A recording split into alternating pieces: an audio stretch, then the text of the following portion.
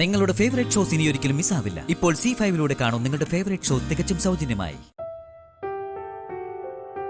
അവിടെ നടന്ന സംഭവങ്ങൾ എനിക്കിപ്പോഴങ്ങോട്ട് വിശ്വസിക്കാനാവുന്നില്ല. സഞ്ജുവിനും മോൾക്കും എതിരെ എന്തെല്ലാം സംഭവങ്ങളാ നടക്കുന്നത്. ഇപ്പൊ ഇത് ചെയ്തവർക്ക് ഉള്ളിൽ എത്രമാത്രം ക്രൂരതയുള്ളേ. അല്ലെങ്കിൽ അച്ഛനെ അമ്മയെ ഇങ്ങനെ അവിടെ പിടിച്ചുകെട്ടി വെക്കോ?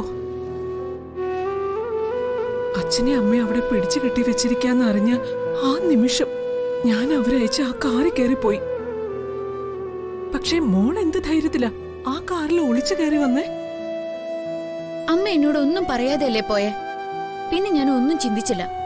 അമ്മയല്ലേ കാറില്. അപകടത്തിലേക്ക് അമ്മ പോകുന്നെന്ന് എനിക്ക് മനസ്സിലായി. എങ്ങനെയും എന്റെ അമ്മയെ രക്ഷിക്കണമെന്ന് മാത്രമേ അപ്പ എന്റെ മനസ്സിലുണ്ടായിരുന്നുള്ളൂ. അതാ ഞാനും കാറിൽ കയറി വന്നേ. അതെന്തായാലും നല്ല തീരുമാനമായിരുന്നില്ലേ അമ്മേ? ഒരു കണക്കിന് മോളെ ഒപ്പം വന്നതാ നന്നായേ. അതാ കൃത്യസമയത്ത് സഞ്ജുവിനെയും ഗോവിന്ദനെയും വിവരം അറിയിക്കാൻ മോൾക്ക് പറ്റിയത്. അല്ലെങ്കിൽ ഞാനും അവിടെ പെട്ടുപോയേനെ. എന്തായാലും വലിയ അപകടമൊന്നും ഉണ്ടാവാതെ എല്ലാവരും രക്ഷപ്പെട്ടല്ലോ. അത് മതി. നമ്മുടെ ഓരോ ചലനങ്ങളും അത്ര കൃത്യമായി അറിയുന്ന ആരോ അതിന് പിന്നിൽ. അതാരാണെന്ന് എനിക്ക് മനസ്സിലാവാത്ത.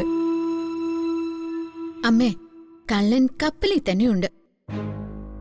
അമ്മയുടെ ശുദ്ധ മനസ്സുകൊണ്ട് മനസ്സിലാവാത്തതാ.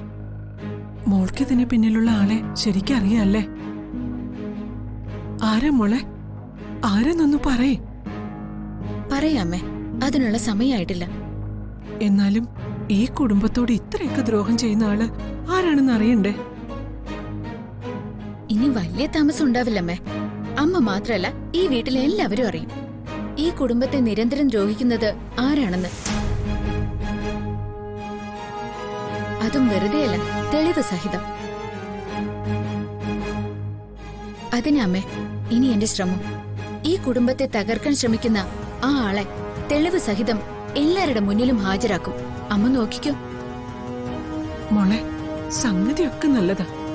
പക്ഷെ അതാരായാലും അവരും നിസ്സാരക്കാരല്ല. എന്ത് ക്രൂരതയും ചെയ്യാൻ മടിക്കാത്തവരാ. മോള് കൂടുതൽ സൂക്ഷിക്കണം. എന്നെ രക്ഷിച്ചത് ഈ കുടുംബം. എന്നെ അത്രയും സ്നേഹിക്കുന്ന എന്റെ അമ്മയ്ക്ക് വേണ്ടി ഞാൻ ഇത്രയെങ്കിലും ചെയ്യണ്ടേ അമ്മേ?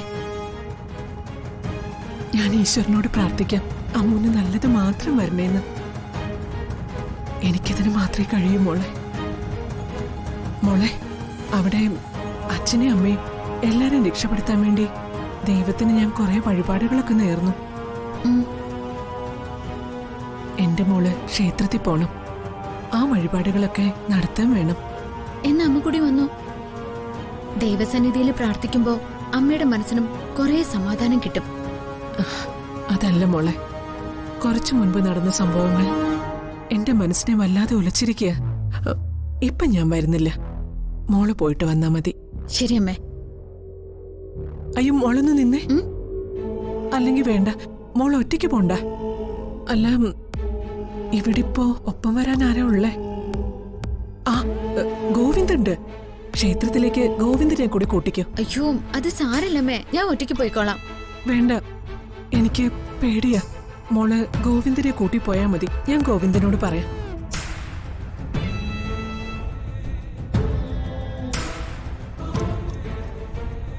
ഡൗൺലോഡ് ചെയ്യൂ C5 ആപ്പ്. കാണൂ എല്ലാ എപ്പിസോഡുകളും സൗജന്യമായി.